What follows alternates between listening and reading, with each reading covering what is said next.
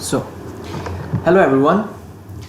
Last lecture में हमने discuss किया था कि सेकेंड लॉ ऑफ थर्मोडायनेमिक्स की केल्विन प्लैंक स्टेटमेंट क्या है, and based on this we deduced कि जो भी एक वर्किंग सिस्टम है, लेट्स से हीट इंजन है, वो एक रिजर्वॉयर से एनर्जी लेके पावर प्रोड्यूस नहीं कर सकता. It must reject some heat to sink. ये Rankine cycle power plant base जो होता है उसके कॉन्टेक्स्ट में किस तरह फिट इन होता है, इस पे बात की. फिर ऑटो साइकिल कार इंजन के कॉन्टेक्स्ट में किस तरह फिट होता है, उस पर कुछ बात की. और फिर ब्रीफली एक्सप्लेन मैंने किया कि हाउ अ रेफ्रिजरेटर वर्क्स. इससे अगला टॉपिक है COP, which is called coefficient of performance.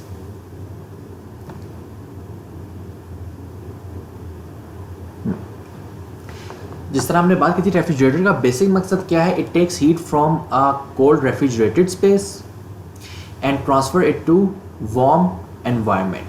ये लो टेम्परेचर से हीट लेके हाई टेम्परेचर पे ट्रांसफ़र करती है, and for this we require work input. इसकी जो एफिशिएंसी है it is denoted by COP, known as coefficient of performance. और रेफ्रिजरेटर के केस में से साथ हम एक R भी डाल देते हैं सबस्क्रिप्ट में. सो COP is just like efficiency, desired output divided by required input. Desired output is QL, कितनी हम हीट रिमूव कर रहे हैं अपनी रेफ्रिजरेटेड स्पेस से. इनपुट हम क्या दे रहे हैं, work net in. In the case of refrigerator work net in is same as work in. ठीक है, क्यों? क्योंकि work net is basically difference of work out and work in. Work net in का क्या मतलब है, work in minus work out. Work net out का क्या मतलब है, work out minus work in. इसके केस में there is no work out, so work net in is equal to work in. However in the case of let's say steam power plant और a gas turbine, हम work out भी ले रहे हैं और work in भी दे रहे हैं टू अ पंप और अ कंप्रेसर. तो उस केस में work net out is not equal to work out. ठीक है, बिकॉज वर्क इन भी है जो कि वर्क आउट में से अगर हम सब्ट्रैक्ट करेंगे तो हमें वर्क नेट आउट मिलेगा. But in this case there is no work out, so work net in is equal to work in. QL. Now work net in simply अगर मैं इस पे लगाऊं conservation of energy first law, तो ये जो system है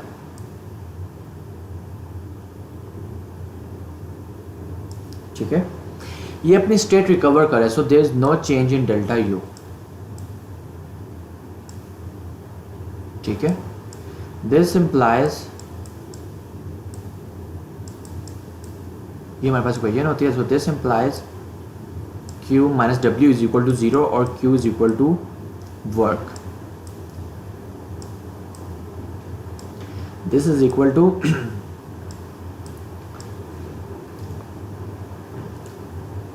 QH माइनस QL. ठीक है, और वर्क इन है. वर्क इन को हम QH is heat rejected by the system, इसको हम नेगेटिव लेते हैं. QL is heat accepted by the system और गिवन टू द सिस्टम, इसको पॉजिटिव ले लेते हैं. अब work is done on the system, इसको हम नेगेटिव लेते हैं. एक कन्वेंशन हमने आई थिंक चैप्टर 2 में डिस्कस की थी, and I hope you remember. इसको मैं रीअरेंज करके लिख सकता हूँ, work in is equal to QH minus QL.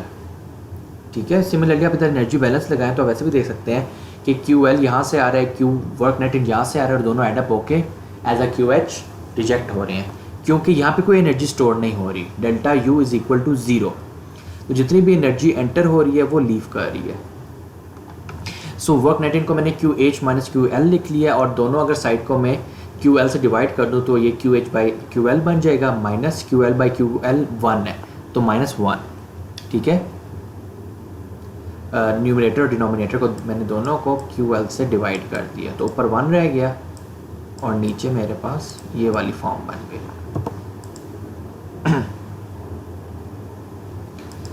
ये सब मैं इरेज कर रहा हूँ. ठीक है, notice that the value of COPR can be greater than unity.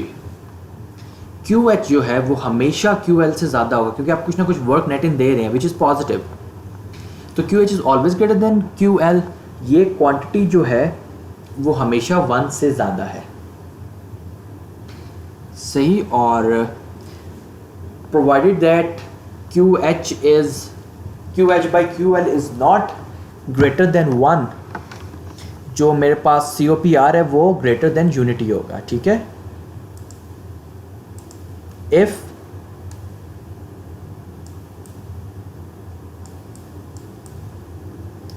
QH by QL is less than 2,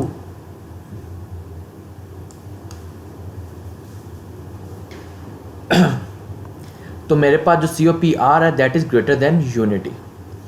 तो जो हम डिफ्रेंशिएट करते हैं, आगे हम देखेंगे हीट पंप के लिए भी हम COP यूज़ करते हैं, रेफ्रिजरेटर के लिए भी COP यूज़ करते हैं। इनके हम COP यूज़ इसलिए करते हैं इंस्टेड ऑफ एफिशिएंसी, क्योंकि इन जनरल जब हम एफिशिएंसी की बात कर रहे होते हैं तो हम 100% के बियॉन्ड नहीं जाते, ठीक है।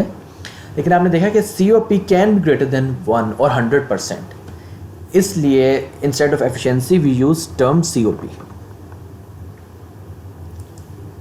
The COP is used instead of efficiency to avoid confusion. Higher QH or lower QL decreases the COP. इन दोनों का मतलब सेम है। बेसिकली आप क्या चाहते हैं, आप चाहते हैं वर्क नेट इन आपका कम से कम हो, विच मीन्स कि QL एंड QH की वैल्यू जितनी क्लोज होगी, QL और QH की वैल्यू जितनी क्लोज होगी आपका COP उतना ज़्यादा होगा। आप देख सकते हैं जब QH एंड QL क्लोज होंगे, लेट्स से 1.1 है, ठीक है, QH is equal to 1.1 QL, तो वर्क नेट कितना है, सिर्फ 0.1 जूल, ठीक है। आपने यहाँ से 1 let's say kilo joule remove किया by giving 0.1 kilo joule work only, ठीक है। तो it is a very efficient system. You can see आपने 1/10 ऑफ वर्क दिया है जितनी आपने हीट रिमूव करनी थी उसके मुकाबले में। तो इसके केस में ये क्या हो जाएगा, 1.1 डिवाइडेड बाय 1, तो 1.1 आ गया। 1.1 minus 1 is equal to 0.1 and 1 divided by 0.1 is equal to 10, ठीक है। बेसिकली यही रेशो।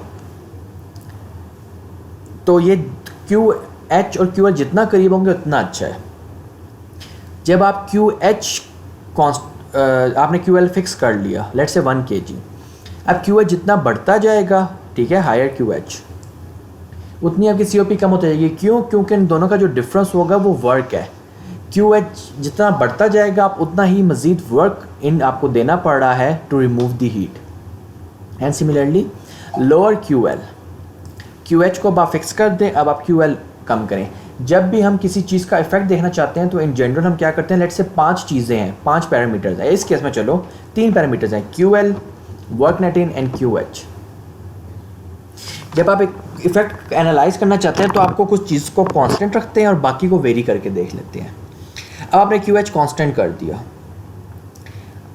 अब QH और वर्क नेट दोनों कांस्टेंट नहीं कर सकते क्योंकि 3 चीज़ें हैं, बाय डिफ़ॉल्ट QL भी कांस्टेंट हो जाएगा अगर 3 में से 2 आपने कांस्टेंट कर दी। तो हम QH को कांस्टेंट रखते हैं। अब मैं QL को जितना कम करता जाऊंगा, अगेन मैं जितनी हीट रिमूव कर रहा हूँ वो कम होती जा रही है और जितना वर्क मुझे करना पड़ रहा है वो ज़्यादा होता जा रहा है, तो अगेन मेरा COP ड्रॉप कर जाएगा, सही। तो QH QL से कम तो हो नहीं सकता, जितना ये QL के करीब आएगा, लेट्स से इन जनरल हम QL को डिफाइन कर देते हैं क्योंकि हम QL के हिसाब से सिस्टम डिज़ाइन करते हैं कि मैंने इतनी हीट रिमूव करनी है। तो लेट्स से ये 1 किलो जूल ही है।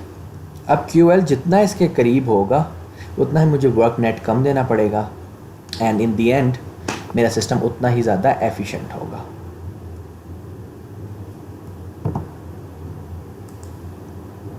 Heat pump. Now heat pump is somewhat similar to a refrigerator.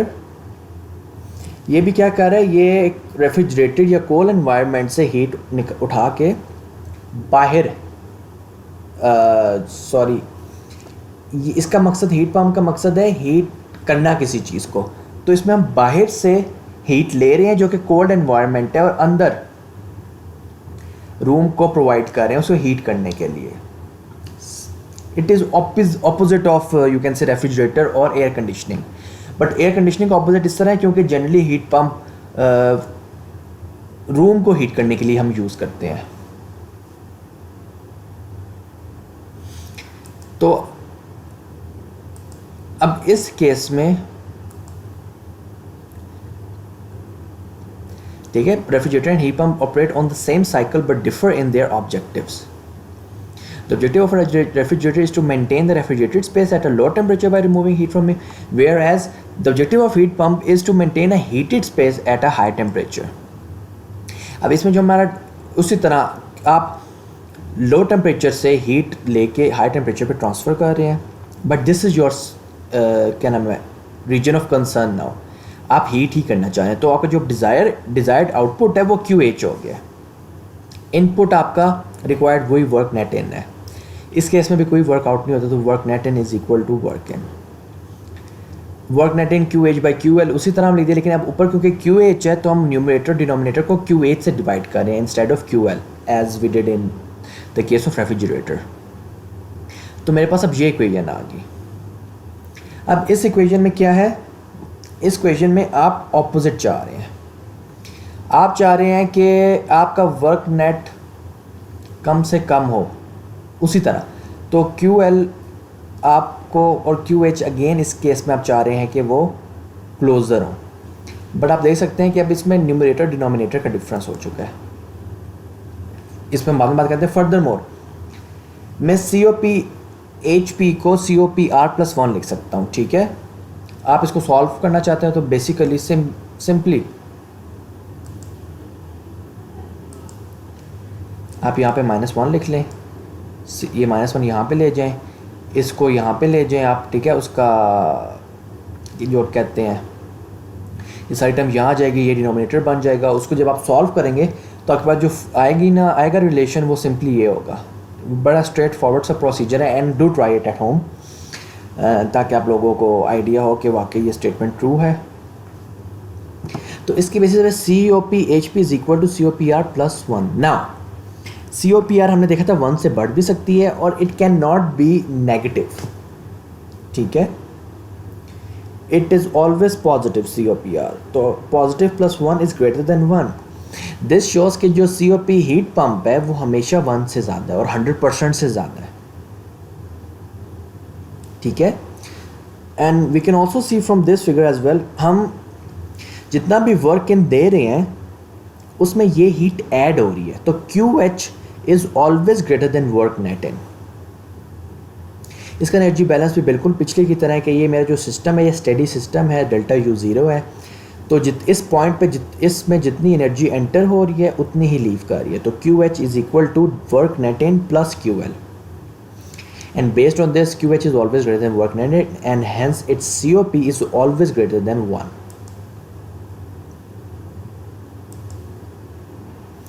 COP decreases if QL decreases.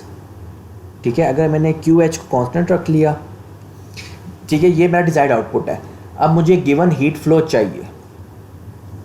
अब वो मुझे दो तरीक़ों से मिल रही है, आइदर वो QL के थ्रू मिल रही है और वर्क नेट के थ्रू मिल रही है. मेरा QL जितना कम होता जाएगा इस हीट को पूरा करने के लिए मुझे वर्क नेट उतना ही ज़्यादा देना पड़ेगा. हैंस मेरा COP कम हो जाएगा क्योंकि मैं वर्क नेट नहीं देना चाहता. मैं चाहता हूँ कि मेजॉरिटी ऑफ द हीट यहीं से आए, मुझे थोड़ा सा वर्क करना पड़े सिर्फ इसको यहाँ से इस लो टेम्परेचर से हाई टेम्परेचर में ट्रांसफ़र करने के लिए. ठीक है, so this is the explanation for COP of heat pump. In reality, if outside temperature is too low and heat loss to the surrounding is considered, COP of heat pump may fall below 1. जो itself है heat pump उसका COP हमेशा 1 से ज़्यादा होगा. But हम थोड़ा realistic system पे आ जाएं अगर, और अगर सराउंडिंग का टेम्परेचर बहुत लो हो और हम समझें कि जो मेरा हीट पंप है वो इंसुलेटेड नहीं है, वो हीट लूज़ भी कर रहा है, सारी की सारी वो रूम में ट्रांसफ़र नहीं कर पा रहा, तो under such realistic circumstances COP of heat pump can be less than 1. Most heat pumps in operation today have a seasonally average COP of 2 and 3. आगे जाके हम डिस्कस करेंगे जो ये QL और QH हमने देखा है, they are somewhat link to जो TL और TH है। TL क्या है? Temperature of our cold reservoir and TH is temperature of hot reservoir. इस let's say heat pump के केस में cold reservoir is atmosphere and hot reservoir is our room, ठीक है? सॉरी।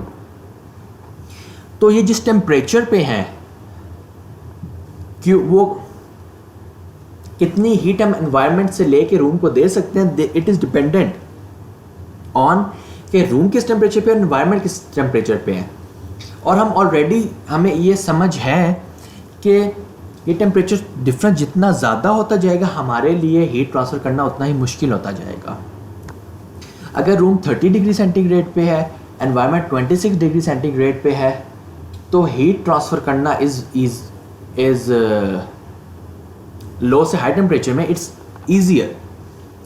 बट एनवायरनमेंट जितनी ठंडी होती जाएगी, मेरा रूम लेट से 10 डिग्री सेंटीग्रेड पे है और मेरे पास सराउंडिंग जो है बाहर वो -4 डिग्री सेंटीग्रेड में है, तो अब मेरे लिए हीट ट्रांसफ़र करना मज़ीद मुश्किल होता जाएगा, ठीक है। लो टेम्परेचर हाई टेम्परेचर से लो टेम्परेचर हीट ट्रांसफ़र करना आसान होता जाता है जब टेम्परेचर डिफरेंस बढ़ता है, और लो टेम्परेचर से हाई टेम्परेचर पे हीट ट्रांसफ़र करना मुश्किल होता जाता है जैसे टेम्परेचर डिफरेंस बढ़ता है, ठीक है। तो सीजनली एवरेज वैल्यू इसलिए लिखी है क्योंकि through out let's say winters Pakistan में एटमॉस्फेयर का जो टेम्परेचर है वो चेंज होता रहता है, इसलिए जो COP होता है हीट पम्प का वो भी चेंज होता रहता है, but it is generally in 2 to 3 in the range of 2 to 3। Heat pumps 3 तरह के होते हैं। Air source COP of around 3, ये वो है जो कि बाहर एयर, इसका जो आउटडोर यूनिट है वो बाहर एयर से लगा हुआ है, और जो ये इसने हीट एब्जॉर्ब करनी है वो एयर से करनी है। Ground source, it's COP can be as high as 6। Why? क्योंकि आपको पता है एक्सट्रीम विंटर्स में एटमॉस्फेयर बहुत ठंडी हो जाती है। पर अगर हम ग्राउंड सोर्स की बात करें, ग्राउंड सोर्स में जो हमारा आउटडोर यूनिट है वो इन फॉर्म ऑफ पाइप होता है, वो अंडरग्राउंड होता है। हमें पता है एक्सट्रीम विंटर्स में भी अंडरग्राउंड जो टेम्परेचर है वो बहुत ज़्यादा चेंज नहीं होता। अगर बाहर टेम्परेचर लेट से 4 डिग्री सेंटीग्रेड है तो हो सकता है अंडरग्राउंड टेम्परेचर 15 डिग्री सेंटीग्रेड हो। और for a heat pump surrounding का टेम्परेचर जितना ज़्यादा है हमारे लिए उतना ही अच्छा है, क्योंकि हीट ट्रांसफ़र करना उतना ही आसान होता जाएगा। तो ग्राउंड सोर्स जो है हीट पम्प उसकी COP ज़्यादा है।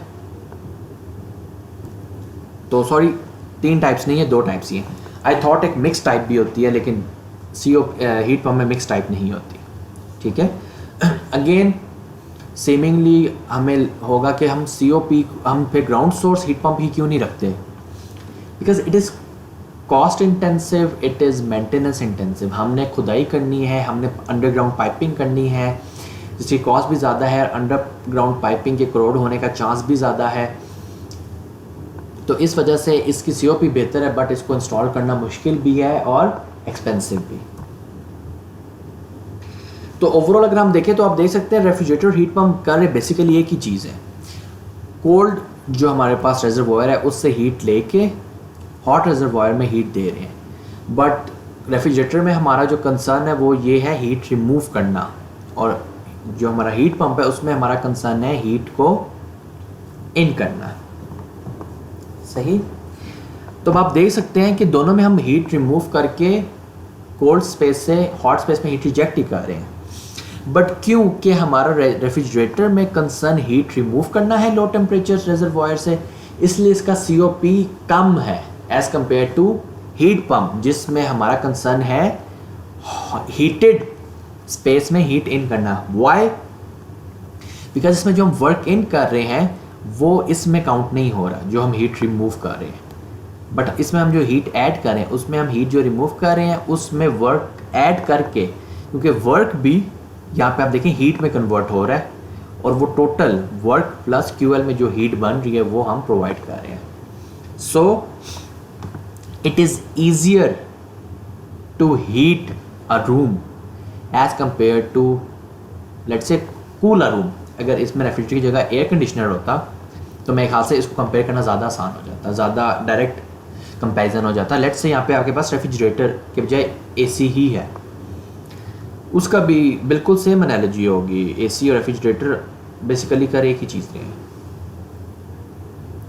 तो क्योंकि एसी रूम को ठंडा करता है और हीट पम्प रूम को गर्म करता है, तो रूम को ठंडा करना is more difficult than room को हीट अप करना, ठीक है, क्योंकि हम जो वर्क दे रहे हैं उसको भी हम हीट में कन्वर्ट करके हीटिंग के लिए यूज़ कर सकते हैं। Air conditioner are basically refrigerators whose refrigerated space is a room और a building instead of a food compartment. पहले हमारे पास इस तरह के एसी थे जो कि डायरेक्ट हीट एब्जॉर्ब करके हीट रिजेक्ट कर रहे थे, क्योंकि वो लगा ही इस तरह होता था कि वो रूम की दीवार में लगा हुआ है। डू रिमेंबर कि इसमें वर्किंग फ्लूइड जो है एसी में वो उसका रेफ्रिजरेंट है, ठीक है, जो कि हीट एब्जॉर्ब करता है एयर से।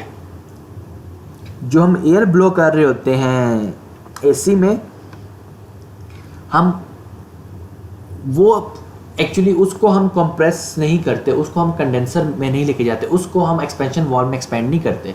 ये सब काम हम रेफ्रिजरेंट के साथ कर रहे हैं।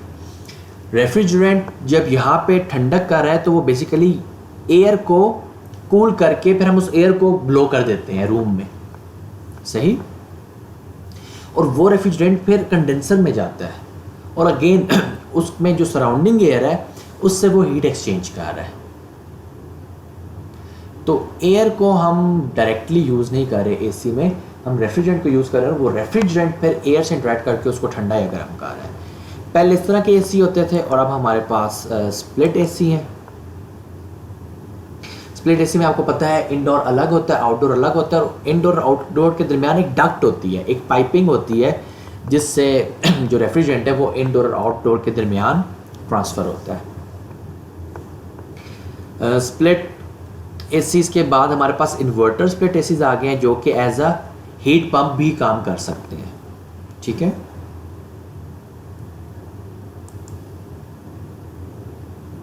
परफॉर्मेंस इफ नहीं discard performance of AC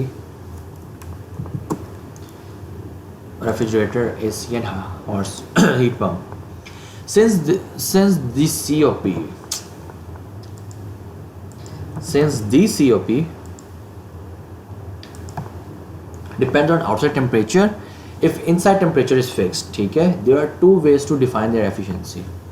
Energy efficiency ratio, EER is a measure of the instantaneous energy efficiency and is defined as the ratio of the rate of heat removal from the cool space in BTU per second by the cooling equipment to the rate of electricity consumption the watt in steady operation. Energy efficiency ratio क्या है? ये instantaneous COP है, ठीक है, simply कितनी वो heat remove कर रहा है, ठीक है। EER is basically COP, instantaneous COP. It is QL by work in, but QL जो है डॉट्स है, ये हम BTU पर सेकंड में ले रहे हैं इंस्टेड ऑफ वॉट्स, और ये हम वॉट में ही ले रहे हैं, ठीक है। ये यूनिट्स हम चेंज करते रहते हैं टू स्टैंडर्डाइज और to represent information in a better way, ठीक है। तो कूलिंग को हम BTU पर सेकंड में कर रहे हैं डिनोट, और पावर को वॉट्स में, वर्किंग को, तो it is just instantaneous COP। और ये EER आप देख सकते हैं, जिस तरह बाहर का टेम्परेचर चेंज होता जाएगा EER चेंज होगा। दूसरी है seasonal energy efficiency ratio, it is simply season base, के सीजन में टोटल कूलिंग कितनी प्रोड्यूस की है एसी ने या हीट पंप ने या रेफ्रिजरेटर ने, हाँ हीट पंप भी है, तो this can be either QL और QH डिपेंडिंग अपॉन हम AC या रेफ्रिजरेटर की बात कर रहे हैं या HP की बात करें। AC रेफ्रिजरेटर में इट इज़ QL, HP में ये QH है। और क्योंकि बाहर टेम्परेचर चेंज होता जा रहा है तो उसके हिसाब से वर्क इनकी रिक्वायरमेंट भी चेंज होती जाएगी, ठीक है। CER और EER is equal to 3.412 is equal into COPR. It is better to use this for EER. I guess book में SEER के लिए भी यूज़ हुआ होगा, but yes it can be, but you have to be careful.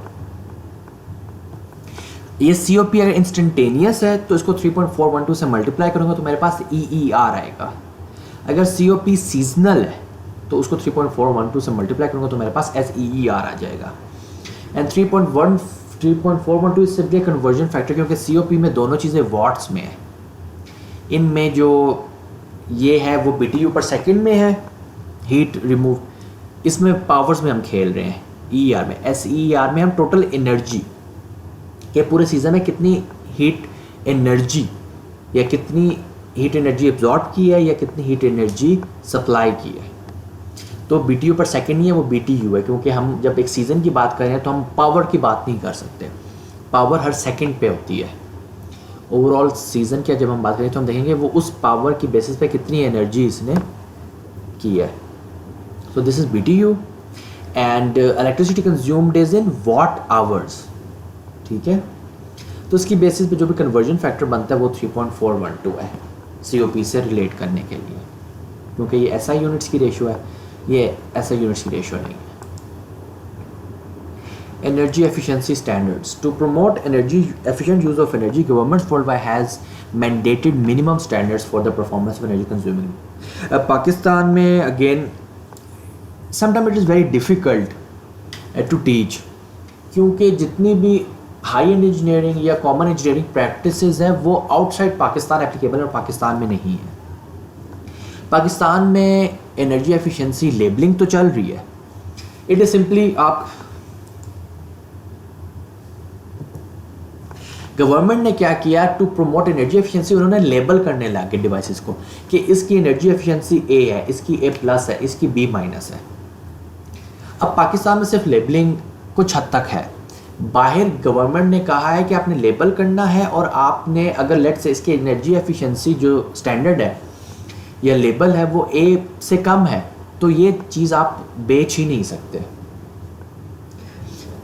Late से AC manufacture हुआ, higher का हुआ या ग्री का हुआ, तो उन्हें गवर्नमेंट की टेस्टिंग लेबॉर्ट्री से टेस्ट करवाना पड़ता है और एनर्जी रेटिंग लेनी पड़ती है.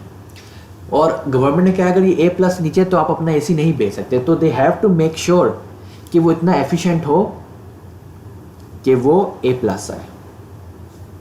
बट अगर एक चीज़ एफिशिएंट और वो बिजली कम खाती है तो क्या वो ऑटोमेटिकली अवाम, अगर गवर्नमेंट कोशिश ना भी करती तो क्या ऑटोमेटिकली अवाम उसको यूज़ ना करती?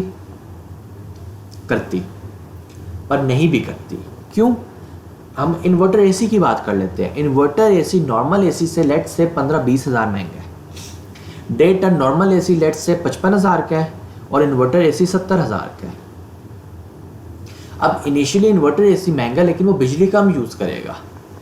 तो इन जनरल अवाम जो है वो ये डिसीजन नहीं बना सकती. Being an engineer we can, हम उसकी कॉस्ट देख सकते हैं और हम देख सकते हैं लेट से 15 साल AC चलना है तो 15 साल में उसका बिजली का कितना खर्चा आएगा, मैंने उसको ख़रीदने में कितना खर्चा लगाया है, इनको मैं एडअप करूँगा, मेरे पास एक कॉस्ट आ जाएगी.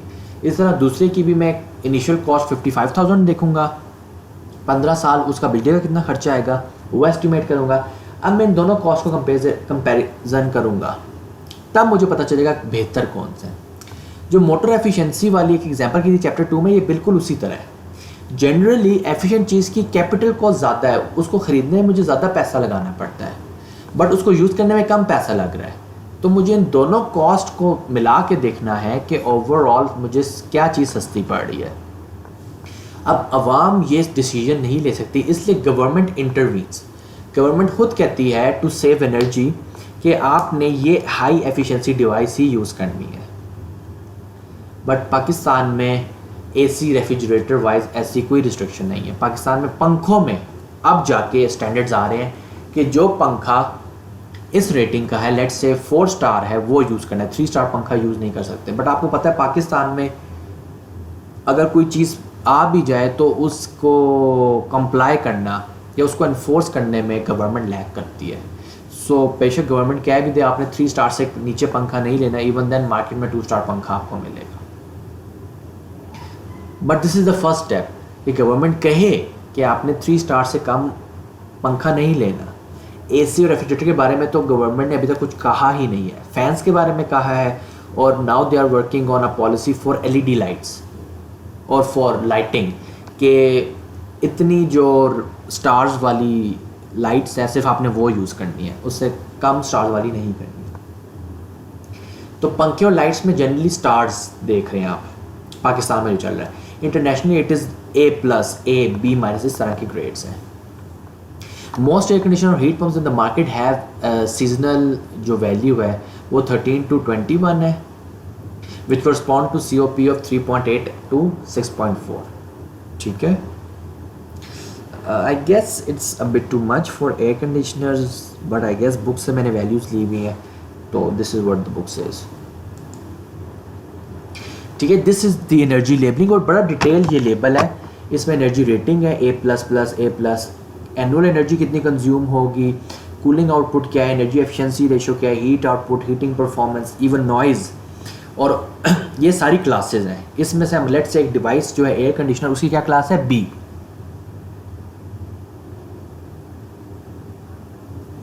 और गवर्नमेंट रेगुलेशन क्या हो सकती है, let's say only air conditioner rated as B और बेटर कैन बी सोल्ड, तो आप C/D डिवाइस नहीं बना सकते। ठीक है, तो इस तरह गवर्नमेंट कोशिश करती है कि एनर्जी एफिशिएंसी इंट्रोड्यूस की जाए अवाम में। इसी तरह गाड़ियों में भी है। गाड़ियों में आपने सुना होगा यूरो 2, यूरो 3, यूरो 4, और हमने डिस्कस भी किया था ये चैप्टर 2 में ही आई गेस। पाकिस्तान में कोई ऐसा आई बिलीव सो कि वो नहीं, अगर है भी शायद यूरो 2 की है, कि यूरो 2 कार हो या उससे बेहतर हो। बाहर यूरो 5 आ चुका है या यूरो 5 इंट्रोड्यूस होने वाला है, तो यू कैन सी हम कितना लैग कर रहे हैं। So I hope this is clear. और बुक में I don't know energy efficiency पे कितनी बात हुई हुई है, ये लेबल डिस्कस नहीं हुआ, लेकिन आई wanted to share it with you guys because it is I believe so very important कि आपको पता हो कि थ्योरी में कैसा होता है, एक्चुअली कैसा होता है। थ्योरी में यार ये चीज़ एफिशिएंट है, हर कोई बंदा ले लेना चाहिए, लेकिन एक्चुअली नहीं होता, क्योंकि efficiency comes with the higher capital cost. उसकी रनिंग कॉस्ट कम है पर कैपिटल कॉस्ट ज़्यादा है, इसलिए गवर्नमेंट इंटरवीन्स, फिर गवर्नमेंट स्टैंडर्ड सेट करती है कि इससे कम लेवल वाला, इससे कम एफिशिएंसी वाली चीज़ यूज़ नहीं होगी। Alright, furthermore best performance is achieved using units with variable speed drive। Inverter AC ज़्यादा एफिशिएंट क्यों है, क्योंकि इनका जो कंप्रेसर है वो वेरिएबल स्पीड है। नॉर्मल AC किस तरह काम करता है, उसका जो कंप्रेसर होता है वो या ऑन हो सकता है या ऑफ हो सकता है, वो अपनी स्पीड चेंज नहीं कर सकता। अगर आप उसका थर्मोस्टेट 26 पे सेट करेंगे तो AC क्या करेगा, वो टेम्परेचर 24 डिग्री सेंटीग्रेड तक लाएगा, कंप्रेसर ऑफ हो जाएगा, अब वो कूलिंग नहीं कर रहा। अब रूम का टेम्परेचर बढ़ने लगे, जब वो 28 पे जाएगा, लेट से 26 से थोड़ा ऊपर जाएगा, लेट से 28 पे जाएगा, कंप्रेसर फिर ऑन हो जाएगा, फिर 24 पे लाएगा, फिर बंद हो जाएगा। इन्वर्टर एसी क्या करता है, वो टेम्परेचर 26 पे लाएगा और अब वो कंप्रेसर स्लो हो जाएगा। ठीक है, उसके साथ जो मोटर लगी हुई है वो स्लो हो सकती है, और वो स्लो इस तरह होगा कि टेम्परेचर 26 को वो मेंटेन करे। इसलिए इन्वर्टर एसी ज़्यादा कंफर्टेबल भी है और ज़्यादा एनर्जी एफिशिएंट भी है। जब नॉर्मल एसी में कंप्रेसर ऑन ऑफ होता है तो it is very energy intensive. जब भी पंखा ऑन होता है, एसी ऑन होता है, तो एकदम से आपको पता है, आपने देखा भी होगा, ये विंडो एसी में बहुत एपरेंट था कि जब कंप्रेसर ऑन होता है तो एकदम से आपकी लाइट्स डिम होती हैं, एकदम से वो बहुत ज़्यादा करंट खींचता है। ठीक है, it is more related to electrical capacitance वगैरह से रिलेटेड है। मेरा अपने कॉन्सेप्ट इस केसेस में बहुत ज़्यादा क्या मैं कहूँगा अच्छे नहीं है, but this is what happens कि स्टार्टिंग करंट जो होती है इन चीज़ों को बहुत ज़्यादा चाहिए होती है, जिसकी वजह से इनकी एनर्जी कंजम्पशन बहुत ज़्यादा हो जाती है और इनका ओवरऑल जो ऑपरेशन है वो भी बहुत ज़्यादा एनर्जी के लिए सूटेबल नहीं है। बट इन्वर्टर एसी का है, इसलिए वेरिएबल स्पीड ड्राइव्स जो है वो ज़्यादा एफिशिएंट है।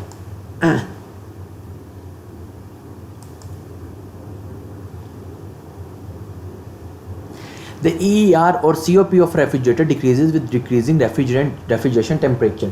ये आप अभी नहीं समझ सकते, ये जब हम QL और QH को TL और TH से रिलेट करेंगे तब ये एक्चुअली आप लोगों को समझ आएगा। बट अभी इंट्यूटिवली आप समझ सकते हैं कि रेफ्रिजरेटर का आप टेम्परेचर जितना लो करेंगे उसके लिए कूलिंग उतनी ही मुश्किल होती जाएगी क्योंकि जो टेम्परेचर डिफरेंस है वो बढ़ गया है।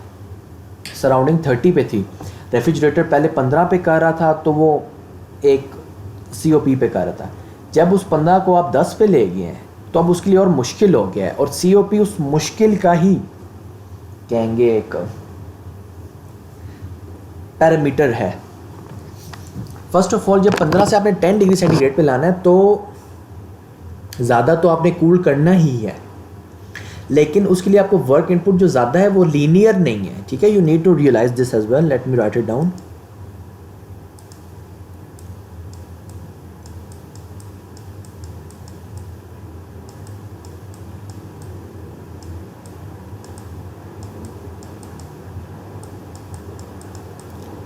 पहले आप 15 डिग्री सेंटीग्रेड के लिए कुछ QL था आपके पास और कुछ वर्क भी था। अब 10 के लिए आपको QL तो ज़्यादा चाहिए, ज़ाहिरी बात है। जब आपने उसका टेम्परेचर मज़ीद लो करना है तो आपने उसमें ज़्यादा हीट रिमूव करनी है। ठीक है, लेट्स से 15 डिग्री के लिए ये भी 15 था, जो हीट रिमूव करनी थी आपने वो 10 करनी थी। Let's say 10 kilo joule. 10 degree पे लाने के लिए उससे आप 15 किलो जूल हीट रिमूव करनी है। जब 15 डिग्री पे रख रहे थे आप, ये टेम्परेचर है, ठीक है,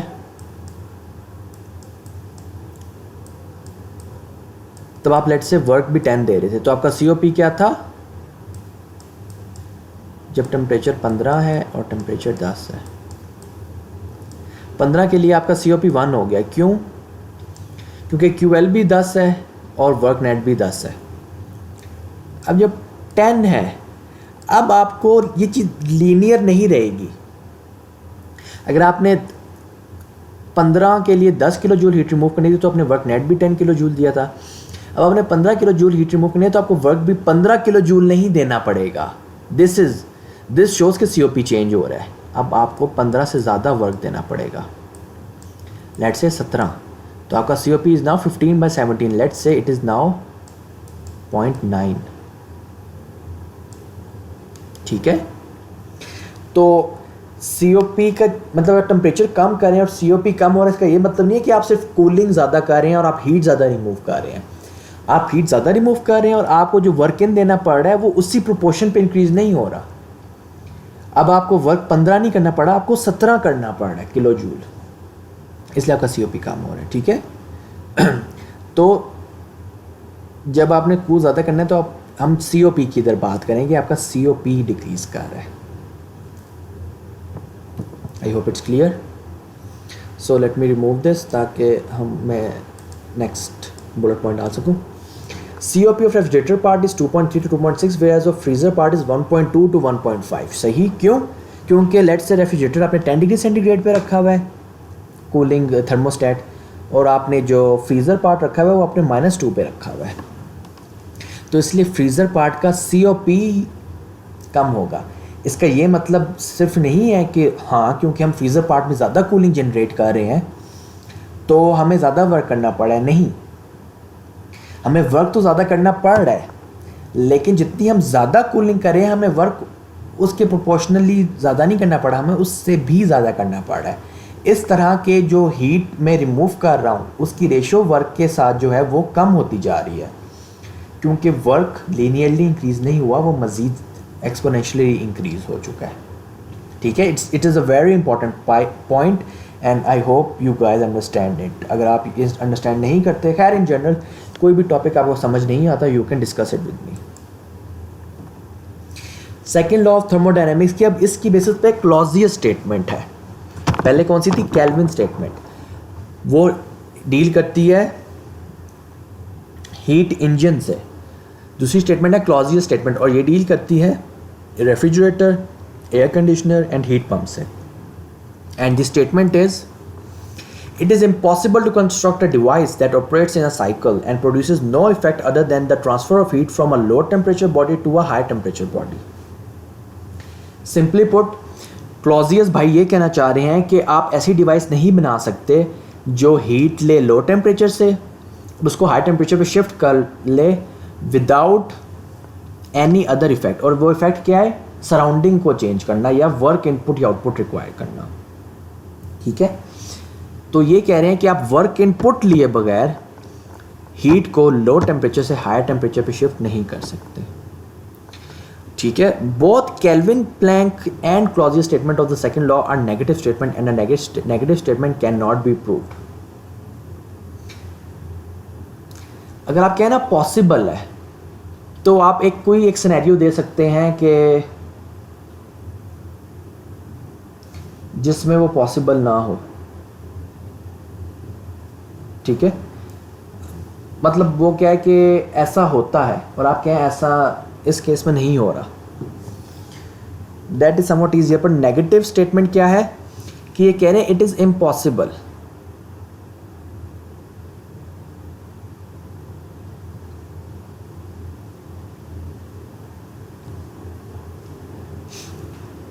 तो इसको अगर हमने गलत प्रूफ करना है ना, तो आपने बहुत ज़्यादा ट्राइज करनी है, तो इसलिए इसको प्रूफ करना बहुत मुश्किल है।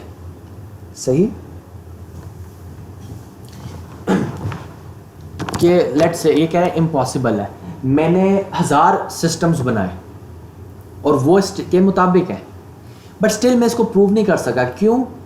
क्योंकि ये कह रहा है कि ऐसा हो ही नहीं सकता, बट मैंने तो अभी सिर्फ 1000 ट्राइज किए और उसमें ऐसा नहीं हुआ, उसमें ये स्टेटमेंट ट्रू आई है। But this statement has to be true for every system and there are infinite systems. ठीक है, मैं इन्फिनिट सिस्टम्स बना सकता हूँ ये चेक करने के लिए। तो in reality I can not make infinite system. तो जब तक मैं हर सिस्टम बना के चेक नहीं कर लूँगा कि ये पॉसिबल नहीं है, तब तक मैं इस स्टेटमेंट को ट्रू प्रूव नहीं कर सकता। इसलिए इस स्टेटमेंट को ट्रू प्रूव करना पॉसिबल नहीं है। मैं सिर्फ ये कह सकता हूँ कि हाँ, अभी तक मैं जितने भी सिस्टम्स बनाए हैं वो इस स्टेटमेंट के मुताबिक हैं, बट मैं और स्टेटमेंट और सिस्टम्स बना सकता हूँ जो कि शायद इस स्टेटमेंट को वायलेट करते हैं। ठीक है, तो इसलिए इसको हम एक्सपेरिमेंटली प्रूव नहीं कर सकते बट ये एक लॉ है। और जिस तरह हमने बात की थी एक लेक्चर में कि लॉ में क्या फ़र्क है थ्योरी में, theory generally based on mathematical deduction होती है, उसके पीछे एक मैथ्स होती है या एक्सपेरिमेंटेशन होती है। लॉ एक ऑब्जर्व फैक्ट है, like conservation of maths. Conservation of maths मैंने ड्राइव नहीं किया है, किसी साइंटिस्ट ने ड्राइव नहीं किया था मैथमेटिकली, ये उसने देखा कि हाँ होता ही ऐसा है। तो इसी तरह फर्स्ट लॉ भी यही है और सेकेंड लॉ भी यही है कि होता ही ऐसा, it's a law. Equivalence of two law, जो सेकेंड लॉ की स्टेटमेंट्स है, टू लॉज के बजाय actually two statements I would से।